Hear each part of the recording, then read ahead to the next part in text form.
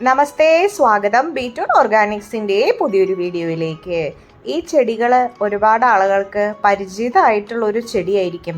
നമ്മുടെ വീടുകളിലെ ഗാർഡനിലും അതേപോലെ തന്നെ നഴ്സറികളിലും ഒക്കെ നമ്മൾ ഈ അലങ്കാര ചെടി എന്ന പേരിൽ അറിയപ്പെടുന്ന സസ്യത്തെ കണ്ടിട്ടുണ്ടാവും. ബിഗോണിയ എന്നും ഇതിനെ അറിയപ്പെടുന്നുണ്ട്.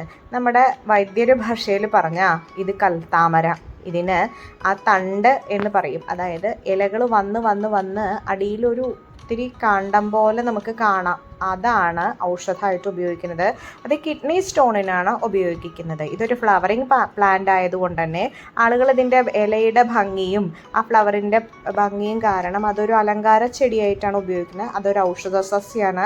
പശ്ചിമഘട്ട മലനിരകളിലായിട്ട് ഏകദേശം 15ഓളം തരത്തിലുള്ള കൽത്താമരകളുണ്ട് കേട്ടോ. അതിൽ 1-2 ഇനങ്ങൾ മാത്രമാണ് ഇതന്നെ 15ഓളം ഇനങ്ങളുണ്ട്. ഒരിലത്താമര അല്ല കേട്ടോ, ഇത് കൽത്താമര. ഓക്കെ, ഇത് കിഡ്നി സംബന്ധമായ രോഗങ്ങൾക്കും അത്തരത്തിലുള്ള ഉദര സംബന്ധമായ രോഗങ്ങൾക്കും അത്യുത്തമമാണ് കേട്ടോ.